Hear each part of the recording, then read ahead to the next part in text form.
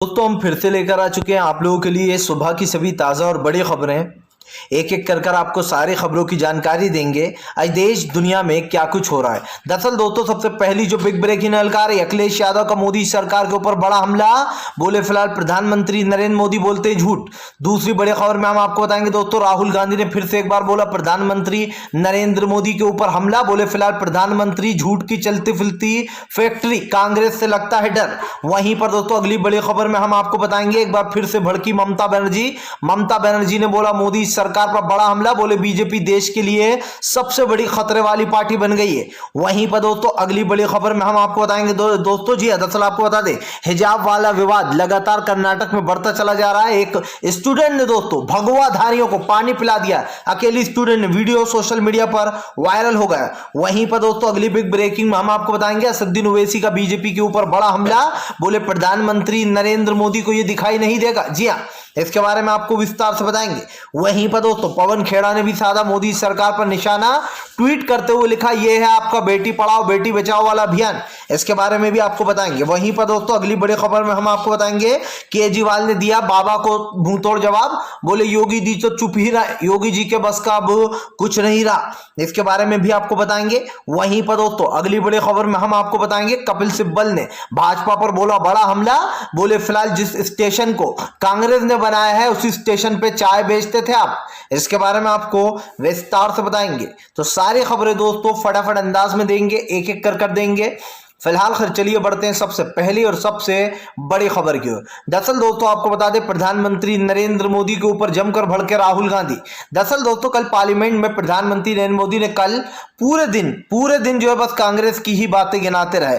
ये कभी कहते रहे कि कांग्रेस ने ये किया, कांग्रेस ने वो किया, यहां तक के दोस्तों मोदी जी ने कोरोना का इल्जाम भी कांग्रेस के ऊपर डाल दिया। भाई हमने पहली बार देखा कि सत्ता में आप हो और कोरोना का इल्जाम राहुल गांधी और कांग्रेस पर डाल दिया गया हो। किस तरीके से लाशें तैर रही थी राहुल गांधी ने कहा उत्तर प्रदेश में, ये पूरी जनता ने देखा है। लेकिन प्रधानमंत्री जी हमसे कहते हैं कि कोरोना भी कांग्रेस ने फैलाया। राहुल गांधी ने कहा कि दरअसल प्रधानमंत्री नरेंद्र मोदी कांग्रेस से बहुत डरते हैं, उनको बहुत डर लगता है कांग्रेस से, इसलिए वो इस तरीके की बातें करते हैं। राहुल गांधी ने कहा कि दरअसल प्रधानमंत्री पूरी तरीके से डर चुके हैं कांग्रेस से, उनको पता है कि फिलहाल उनका अब कुछ होने वाला है नहीं।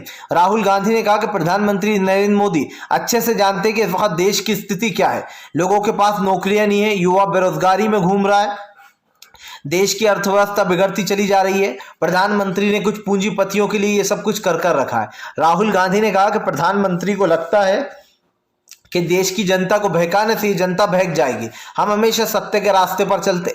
राहुल ने कहा कि डरने वाले नहीं है, प्रधानमंत्री पार्लियामेंट में कितनी ही आवाज ऊंची कर लें, लेकिन इसकी सच्चाई क्या है ये प्रधानमंत्री भी जानते और हम भी जानते। राहुल गांधी ने कहा कि दरअसल प्रधानमंत्री के पास कुछ मुद्दा नहीं है तो अब वो हर चीज के लिए कांग्रेस को जिम्मेदार ठहराएंगे।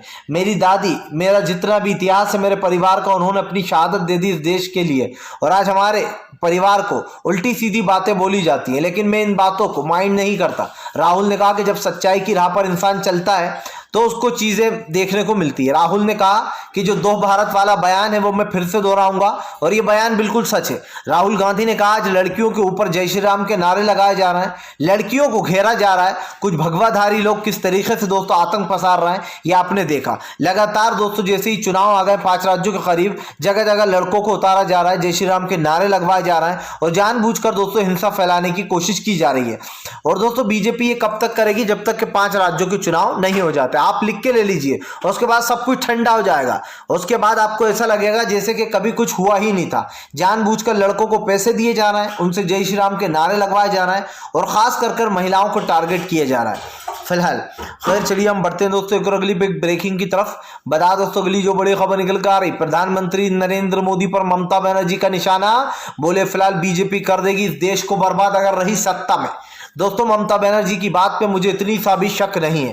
दोस्तों इस बात को झुठलाया नहीं जा सकता कि अगर बीजेपी सत्ता में रही तो यकीनन दोस्तों बीजेपी इस पूरे देश को ले डूबेगी। आज किस तरीके से दोस्तों देश में नफरत फैलाने का काम हो रहा है ये मैं और आप अच्छी तरीके से जानते हैं। प्रधानमंत्री नरेंद्र मोदी पार्लियामेंट में, संसद में खड़े होकर झूठ बोलते हैं कि कांग्रेस ने जात पात फैलाया, जबकि दोस्तों दो आप उठाकर देख लीजिए पिछले 50 साल का रिकॉर्ड, कांग्रेस के जमाने में इस तरीके का कभी नहीं हुआ। मॉब लिंचिंगें हो रही हैं, लोगों को मारा पीटा जा रहा है, उनसे जबरदस्ती जय श्री राम के नारे लगवाए जा रहे हैं, एक समुदाय को विशेष समुदाय को टारगेट किया जा रहा है, कभी हिजाब का विवाद उठाया जा रहा है। इससे पहले हमने देश में ये कभी नहीं देखा जो इस वक्त हो रहा है। तो यही कारण है दोस्तों जो एक बार फिर से ममता बनर्जी ने केंद्र सरकार को घेर लिया। दीदी ने कहा कि बीजेपी वाले सिर्फ देश को बर्बाद करने के लिए आए हैं, ये देश में हिंसा फैलाएंगे, हिंदू मुसलमान करेंगे और अपनी राजनीति को चमकाते जाएंगे। ममता बनर्जी ने कहा कि मैं तो माँ बहन बेटियों से ये निवेदन करना चाहती हूँ कि वो किसी को भी वोट दे लेकिन बीजेपी को वोट ना दे। जाहिर सी बात है दोस्तों, जब किसी के चोट लगती है तो दर्द सभी को होता है, चाहे वो आप हो, मैं हूं या फिर दोस्तों कोई और हो। आज देश में जिस तरीके की सांप्रदायिकता, नफरत और दंगेबाजी फैलाई जा रही है, इससे एक चीज तो साफ हो जाती है दोस्तों कि देश में लगातार एक हिंसा का माहौल बनाया जा रहा है। ये माहौल दोस्तों जानबूझकर बनाया जा रहा है। प्रधानमंत्री नरेंद्र मोदी को दोस्तों खुली आंखों से सब कुछ नजर आ रहा है। क्या दोस्तों इस देश के प्रधानमंत्री को दिखाई नहीं दे रहा है कि देश में किस तरीके की चीजें हो रही हैं? आज आप कहते हैं प्रधानमंत्री जी कि देश में सब कुछ चंगा सी, अगर चंगा सी होता तो देश में इस तरीके के सांप्रदायिक दंगे भड़काने की कोशिश नहीं की जाती। प्रधानमंत्री, पूरे देश का प्रधानमंत्री का क्या वो होती है दोस्तों जिम्मेदारियां कि वो देश में शांति और अमन रखे। लेकिन क्या हो रहा है, दीदी ने कहा कि हर जगह दंगा फसाद, हर जगह दोस्तों जात पात के नाम पर लोगों को बांटने की कोशिश। फिलहाल खैर चलिए हम बढ़ते हैं दोस्तों और अगली बिग ब्रेकिंग की तरफ। बता दोस्तों अगली जो बड़ी खबर निकल कर आ रही है दोस्तों, अखिलेश ने कर दिया बड़ा ऐलान, बोले फिलहाल भाजपाइयों को लगता है डर और अब तो दीदी के आने से और भी बीजेपी पहुंच गई है सदमे में। दरअसल दोस्तों अखिलेश यादव ने अपना बड़ा ऐलान कर दिया। इसी के साथ साथ अखिलेश यादव ने दोस्तों अपना घोषणा पत्र भी जारी कर दिया जिसमें उन्होंने सारी चीजों को फ्री बता दिया। जी हाँ, अखिलेश यादव दोस्तों एक काफी अच्छे नेता बनकर उभरे थे जब वो सत्ता में आए थे। अखिलेश ने अच्छे काम किए थे, इनफैक्ट दोस्तों बीजेपी से तो अच्छे ही काम किए थे, कम से कम वो सत्ता में रहे थे तो उन्होंने हिंदू मुसलमान तो नहीं किया था। और यही कारण दोस्तों जो आज देश की राजनीति अलग ढंग से जा रही है। अब दोस्तों अखिलेश यादव ने बीजेपी पर हमला बोलते हुए कहा कि ममता बनर्जी बंगाल से उड़कर यहां आ गई हवाई जहाज में बैठकर, लेकिन बीजेपी वाले कहते हैं कि हम उत्तर प्रदेश नहीं जाएंगे, मौसम खराब है। अब आप समझिए दोस्तों, ममता बनर्जी की दहशत देखिए कि बीजेपी वाले ममता बनर्जी से इतना डरते हैं कि वो कहने लगे मौसम खराब है, हम उत्तर प्रदेश नहीं जाएंगे। जिसको दोस्तों अखिलेश यादव ने तंज कसते हुए कहा कि दीदी बंगाल से एरोप्लेन में उड़कर आ गई यहाँ पर, लेकिन बीजेपी वालों के लिए मौसम खराब है। अखिलेश ने कहा कि सच में बीजेपी वालों के लिए मौसम खराब ही है, क्योंकि अगर वो यहाँ आएंगे तो उनकी जो यहाँ पर जमकर फजीयत हो जाएगी। जाहिर सी बात है दोस्तों, आप में आज जो बात कर रहा है, आज जो देश के विकास के मुद्दों पर बात कर रहा है दोस्तों, वो कहीं ना कहीं देश में एक तरीके से ये कह सकते हैं दोस्तों कि सांप्रदायिकता और नफरत फैलाने का काम कर रहा है। लेकिन जिस तरीके से अखिलेश यादव ने दोस्तों बीजेपी के ऊपर हमला बोला है, ये साफ दिखाई देता है कि फिलहाल अखिलेश यादव ने अपने मन की बात कर दी है। अखिलेश ने साफ कहा कि बीजेपी के लिए मौसम खराब है क्योंकि दीदी बंगाल से यहाँ आ गई है, अब तो और भी ज्यादा खराब है। अखिलेश यादव ने कहा कि जिस तरीके दीदी ने जो यहाँ पर खेला होबे करा था, हमारे यहाँ पर खदेड़ा होबे, जब तक बीजेपी का खदेड़ा नहीं कर देंगे तब तक चैन से नहीं बैठने वाले। अखिलेश यादव ने कहा कि मैं आज फिर से अपने घोषणा पत्र में यह वादा करता हूं किसानों से कि उनको फ्री बिजली मिलेगी 300 यूनिट तक। किसानों को तो फ्री मिलेगी लेकिन आम जनता को 300 यूनिट तक फ्री। अखिलेश ने कहा कि सिंचाई का पानी वगैरह सब फ्री मिलेगा किसानों को। इसी के साथ साथ अखिलेश यादव ने कहा कि 10 लाख युवाओं को नौकरियां दी जाएगी। हम वादा करते हैं कि कहीं पर भी नौकरी दे, फौज में दे, कहीं पर भी, लेकिन युवाओं को नौकरियां दी जाएगी। इसी के साथ साथ अखिलेश ने यह भी कहा कि देश में जिस तरीके की चीजें की हैं भारतीय जनता पार्टी ने, फेकू पने की और फेकूनेस को हटाएंगे हम। अखिलेश ने कहा कि मैं फिर से एक बार दोहराना चाहता हूं, देश का विकास और देश की चीजें आज जिस तरीके से देश में चल रहा है उसको मैं खत्म करना चाहता हूं। अखिलेश ने कहा कि अगर उत्तर प्रदेश में हमारी सरकार आते से ये सारे नियम लागू किए जाएंगे, बिजली माफ कर दी जाएगी, पानी फ्री दिया जाएगा किसानों को। दोस्तों आपको बता दें जो कर्जा है वो भी उतारा जाएगा। यानी कि अखिलेश के दावे दोस्तों बीजेपी के ऊपर भारी पड़ रहा है। फिलहाल खैर चलिए हम बढ़ते हैं दोस्तों एक और अगली बिग ब्रेकिंग की तरफ। बता दोस्तों अगली जो बड़ी खबर निकल कर आ रही है, दरअसल दोस्तों आपको बता कर्नाटक हिजाब मामला लगातार बढ़ता चला जा रहा है। वीडियो वायरल होने के बाद दोस्तों मर्दानी, जी हाँ मर्दानी फिल्म जो आई थी दोस्तों रानी मुखर्जी की, उस टाइटल पर एक मुस्लिम जो लड़की थी दोस्तों उसका वीडियो सोशल मीडिया पर तेजी से वायरल हो रहा है। दरअसल दोस्तों कर्नाटक के एक कॉलेज में लड़की आती है क्योंकि दोस्तों हिजाब पहनकर अब कर्नाटक के में लड़कियों को जो इजाजत दे दी गई है कि वो हिजाब पहनकर पढ़ाई कर सकती हैं, उनके लिए एक अलग रूम की अलग व्यवस्था की गई है। लेकिन दोस्तों सबसे बड़ा सवाल, कर्नाटक में जिस तरीके की ये चीजें हुई हैं दोस्तों, ये दिल को दहला देने वाली हैं, बहुत ही दुखदायक है और दोस्तों बहुत ही ये कह सकते हैं कि देश में हिंदू मुसलमान किया जा रहा है। कर्नाटक का ये वीडियो दोस्तों सोशल मीडिया पर वायरल हो गया, जिसमें एक लड़की दोस्तों जैसे ही स्कूटी पर आती है पढ़ाई करने के लिए, जो भगवाधारी लड़के होते हैं या फिर यूं कहते हैं दोस्तों कुछ भगवाधारी जो आतंकवादी होते हैं, वो उन लड़कियों उस लड़की के ऊपर दोस्तों एक तरीके से झुंड की तरह टूट पड़ते हैं। जैसे ही लड़की कॉलेज में स्कूटी खड़ी करती है और वो अपनी क्लास की ओर बढ़ती है दोस्तों, लड़कों का झुंड आता है और जय श्री राम चिल्लाना शुरू कर देता है। अब दोस्तों इस लड़की का वीडियो वायरल क्यों हो रहा है और इसको मर्दानी क्यों बोला जा रहा है? क्योंकि दोस्तों ना ये लड़की वहां से भगी, ना ये लड़की जो यहां पर उनको इग्नोर करके चले गई। इस लड़की ने वहीं पर मुंह तोड़ जवाब दे दिया इन भगवाधारियों को। लड़की ने कहा अल्लाह अकबर से पूरा मैदान गूंज उठा। उधर लड़के जय श्री राम चिल्ला रहे थे, उस लड़की को देखते से झुंड में टारगेट कर रहे थे। इधर लड़की ने अल्लाह अकबर के नारे लगाना शुरू कर दिया। इतने सारे झुंड के आगे दोस्तों समझिए एक अकेली लड़की अल्लाह अकबर के नारे लगाती है, वो झुंड उसको घेरने के लिए आता है, लेकिन तभी स्कूल के टीचर उसको अंदर भेज देते हैं। ये वीडियो दोस्तों अब सोशल मीडिया पर तेजी से वायरल हो गया है। इस वीडियो पे दोस्तों आपको बता दें जमकर जो यहाँ पर लोगों को ये वीडियो बहुत पसंद आ रहा है। इस वीडियो में सबसे अच्छी बात पता है क्या दोस्तों, कि यहाँ पर इस लड़की ने अपनी हिम्मत दिखाई। इस लड़की ने पीठ दिखाकर भागी नहीं दोस्तों कायरों की तरह। लड़की ने उन चंद भगवाधारियों को जो है यहाँ पर मुंह तोड़ जवाब दिया कि अगर तुम जय श्री राम चिल्ला सकते हो तो मैं भी अल्लाह अकबर बोल सकती हूँ, अगर तुम मुझे डरा सकते हो तो मैं डरूंगी नहीं। ये उस लड़की के दोस्तों मन की बात थी। हमारे दोस्तों जो हिंदू भाई हैं वो कभी भी इस तरीके की नीचता वाली हरकत नहीं करेंगे।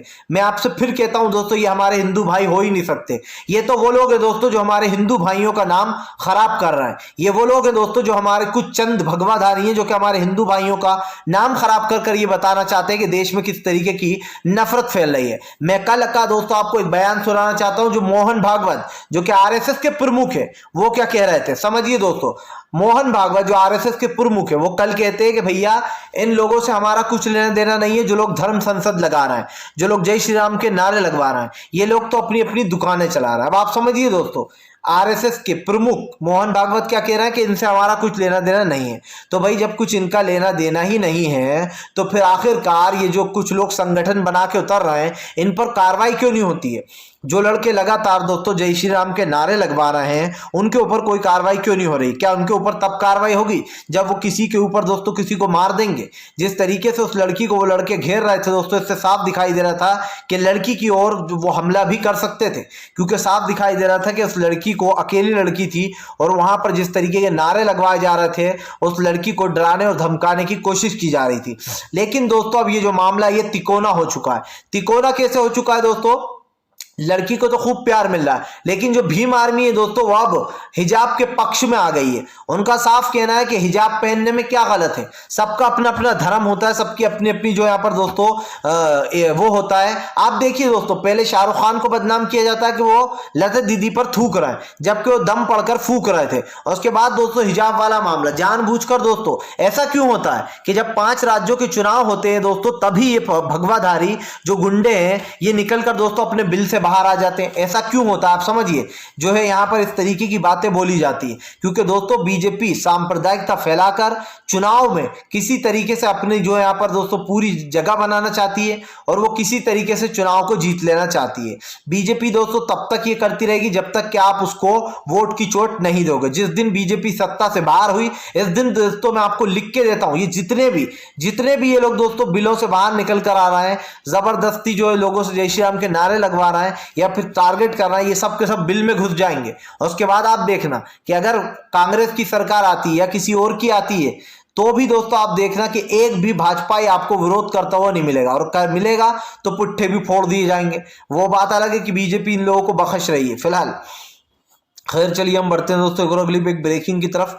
बता दोस्तों अगली जो बड़ी खबर निकल कर आ रही जी, दरअसल दोस्तों आप बता दें असदुद्दीन ओवैसी ने बीजेपी के ऊपर बोला हमला, सबको ले लिया आड़े हाथ। दरअसल दोस्तों असदुद्दीन ओवैसी का कहना है कि अगर हमारे समाज की बच्चियां हिजाब पहन रही हैं तो इसमें तुम लोगों का पेट क्यों दर्द हो रहा है? तुम्हारे में भी तो घूंघट ओढ़ते हैं। जी हाँ, दरअसल दोस्तों आपको बता दें असदुद्दीन ओवैसी ने अब उन लोगों को जवाब दिया दोस्तों जो लोग लड़कियों का विरोध कर रहा है, जो लड़कियों को हिजाब पहनने से रोक रहा है। आपको बता दूं दोस्तों एमआई के प्रमुख असदुद्दीन ओवैसी ने बीजेपी पर हमला बोलते हुए कहा कि बीजेपी को सब कुछ दिखाई दे रहा है, वो सब कुछ जानती है कि देश में क्या हो रहा है। जिस तरीके के ये नारे लगाए जा रहे हैं, लड़कियों को टारगेट किया जा रहा है, ये भी बीजेपी को दिखाई दे रहा है, लेकिन बीजेपी इस पर बात नहीं करेगी। असदुद्दीन ओवैसी ने कहा कि हमारे समाज की बच्ची अगर मुंह पे जो है यहाँ पर नकाब बांध रही है या फिर वो हिजाब पहन रही है तो इसमें बीजेपी को क्या, इसमें इन लोगों को के पेट में दर्द क्यों हो रहा है? जो लोग विरोध कर रहे हैं वो चंद लोग हैं। जी हाँ, असदुद्दीन ओवैसी ने कहा कि दरअसल ये कुछ नफरती लोग हैं जो कि देश में नफरत फैलाने का काम कर रहा है, जो कि जानबूझकर देश में दोस्तों एक तरीके की प्रथा चला रहा है। आप समझिए, हिंदू मुसलमान कर दोस्तों लोगों को टारगेट किया जा रहा है। देश में फिर से दोस्तों एक बार दंगा फैलाने की कोशिश की जा रही है। आपको क्या लगता है दोस्तों, क्या देश में सिर्फ नफरत फैलाकर ही राजनीति की जाती है? असदुद्दीन ओवैसी ने कहा कि फिलहाल नफरत की राजनीति करती है बीजेपी, और इसकी नफरत की राजनीति देश को धीरे धीरे कर खाक कर रही है। दोस्तों ये पहला ऐसा मामला नहीं है जिसके ऊपर तुल पकड़ लिया। इससे पहले आपने देखा कि धर्म संसद लगा, धर्म संसद में मुस्लिमों को मारने काटने की धमकियां दी गई, यहां तक कि ये तक कहा गया कि इनका नरसंहार कर देंगे। लेकिन दोस्तों उसके बाद जब खूब आवाजें उठने लगी तब कहीं यति नरसिंहानंद, वसीम रिजवी उर्फ जितेंद्र त्यागी को गिरफ्तार किया गया, कालीचरण को गिरफ्तार किया गया, लेकिन दोस्तों जो यति नरसिंहानंद है उसको छोड़ दिया गया। सवाल यही है दोस्तों, और जवाब भी इसका मेरे पास है कि इन लोगों को बस थोड़ी सी सजा मिलती है, उसके बाद बाहर निकाल दिया जाता है। अगर दोस्तों इतना ही निष्पक्षता की कानून चल रहा है तो फिर सिद्दीकी कप्पन अब तक अंदर क्यों है? उस बेचारे ने ऐसा क्या कर दिया था? सिर्फ यही ना कि वह हाथरस की घटना को जो यहाँ पर कवर करने जा रहा था, और भी दोस्तों ऐसे कई एनआरसी सीएए के में जो लोग प्रोटेस्ट कर रहे थे वो लोग बेचारे साल 2-2 साल जेल में रहे, अभी भी कई लोग अंदर हैं, उनको तो बेल नहीं मिलती, लेकिन यति नरसिंहानंद जैसे लोगों को बेल मिल जाती है। तो यही है दोस्तों कि राहुल गांधी की बात सच्ची जरूर है दोस्तों, कड़वी जरूर है लेकिन सच्ची है, और कड़वी बात शायद लोगों को बर्दाश्त ना हो, चाहे बीजेपी हो दोस्तों या फिर दोस्तों कुछ कानून के चंद ऐसे लोग जो कि बीजेपी के हाथ की कठपुतली बन चुके हैं, जिनके लिए कानून भी कोई मायने नहीं रखता। उनको हो सकता है कड़वी बात बुरी जरूर लगी हो राहुल गांधी की, लेकिन मैं सल्यूट करता हूं राहुल गांधी को कि राहुल गांधी में कम से कम इतनी हिम्मत तो है कि वो सच बोल सकते हैं। मैं उन तमाम पत्रकारों को दोस्तों सलाम करना चाहता हूं, चाहे वो अजीत अंजुम सर हो, अभिसर शर्मा सर हो, रविश कुमार सर हो, साक्षी मैम हो, और भी प्रज्ञा मैम हो, बहुत सारे ऐसे पत्रकार हैं दोस्तों जो कि अभी भी सच को जिंदा रख रहे हैं, सोशल मीडिया पर जिंदा रख रहे हैं, यूट्यूब पर जिंदा रख रहे हैं। और दोस्तों यहाँ पर कहीं ना कहीं खुले में साफ दिखाई दे रहा है कि देश में सांप्रदायिकता और एक नफरत का जो माहौल चलाया जा रहा है उसको लेकर देश की जनता में काफी गुस्सा है। फिलहाल खैर चलिए हम बढ़ते हैं एक और अगली बिग ब्रेकिंग की तरफ। बता दोस्तों अगली जो बड़ी खबर निकल कर आ रही, कपिल सिब्बल ने बीजेपी के ऊपर बोला हमला, बोले प्रधानमंत्री नरेंद्र मोदी कहते हैं कि कांग्रेस ने 50 साल में कुछ नहीं किया। अगर कांग्रेस ने कुछ नहीं किया होता तो जिस स्टेशन पे आप चाय बेचते हो वो स्टेशन भी नहीं होता। दरअसल दोस्तों प्रधानमंत्री नरेंद्र मोदी का भाषण काफी तेजी से सोशल मीडिया पर वायरल हो रहा है। इस भाषण में दोस्तों आपको ऐसा नहीं लगेगा कि प्रधानमंत्री अपनी सरकार की खूबियां गिनवा रहा है, आपको ये भाषण सुनकर लगेगा कि प्रधानमंत्री चुनाव का प्रचार कर रहा है। और यकीन मानिए दोस्तों रैलियों की सारी भड़ास प्रधानमंत्री ने संसद में निकाल दी। संसद में प्रधानमंत्री ने ए से लेकर जेड तक कांग्रेस के ऊपर निशाना साधा। प्रधानमंत्री नरेंद्र मोदी ने कहा कि फिलहाल जो कांग्रेस थी उसने पिछले 50 साल में देश के लिए कुछ नहीं किया। सवाल यह उठता है मोदी जी कि 50 साल में कांग्रेस ने कुछ नहीं किया, लेकिन आपको आए हुए सत्ता में 8 साल हो चुके हैं, अब भी आप कांग्रेस के ऊपर ही सारी चीजें ढल लाओ। यहां तक कि आपने ये तक कह डाला कि कोरोना भी कांग्रेस ने फैलवाया। तो दोस्तों कहीं ना कहीं कपिल सिब्बल ने बीजेपी को घेरते हुए कहा कि दरअसल प्रधानमंत्री अपना इतिहास लगता है भूल गए। जो चीजें स्टील प्लांट हो या फिर जितनी भी बड़ी चीजें हो, रेलवे स्टेशन और अड्डे हो, ये सब कुछ कांग्रेस का बनाया हुआ था। आपको बता दोस्तों कपिल सिब्बल ने कहा कि अगर मोदी जी को याद हो तो वो उसी स्टेशन पे चाय बेचा करते थे जो कांग्रेस ने बनवाया था। जिस तरीके से दोस्तों कपिल सिब्बल ने मोदी सरकार को घेरा, ऐसे ये साफ दिखाई दे रहा था कि दरअसल प्रधानमंत्री नरेंद्र मोदी को पूरा झटका लग गया। कपिल सिब्बल यही नहीं रुके, कपिल सिब्बल ने कहा कि दरअसल प्रधानमंत्री का भाषण ए से लेकर जेड तक जो यहाँ पर वो कांग्रेस के ऊपर ही था। पहले प्रधानमंत्री ये बताया कि उन्होंने 8 साल में सत्ता में आकर क्या किया। क्या दोस्तों आपको 2014 का प्रधानमंत्री का वो बयान याद है? ना हो तो मैं आपको याद दिला देता हूं। प्रधानमंत्री ने कहा था कि मेरी किस्मत से दूसरों की किस्मत बनेगी, मैं आते से ही देश को सोने की चिड़िया बना दूंगा, पेट्रोल डीजल के दाम कम कर दूंगा, एलपीजी के दाम कम कर दूंगा, देश को एक अलग ऊंचाइयों पर ले जाऊंगा। सवाल मेरा वही है दोस्तों कि प्रधानमंत्री जी 8 साल हो चुके हैं, आपका विकास किधर है? कहाँ है आपका विकास और किधर नजर नहीं आ रहा है हमें? क्योंकि पिछले 8 सालों में आपने न सिर्फ देश को बेच दिया है बल्कि देश की सारी संपत्तियां कुछ पूंजीपतियों के हाथ में दे दी हैं, और कुछ 8-10 लोग जो अडानी, अंबानी, टाटा ये लोग हैं, इनके हाथ में आपने पूरे देश को सौंप दिया है। अब सवाल यही है कि आपने देश तो सौंप दिया, लेकिन आने वाले समय में होगा क्या? आखिर अब बेचने को रह क्या गया है? फिलहाल अगर आपको दोस्तों वीडियो अच्छा लगे तो इसको लाइक करें, चैनल पर पहली बार आए सब्सक्राइब करें, पास में एक घंटी आएगी उसको भी दबा दें, ताकि दोस्तों हमारे हर वीडियो की जो अपडेट है वो आपको मिल पाए और आप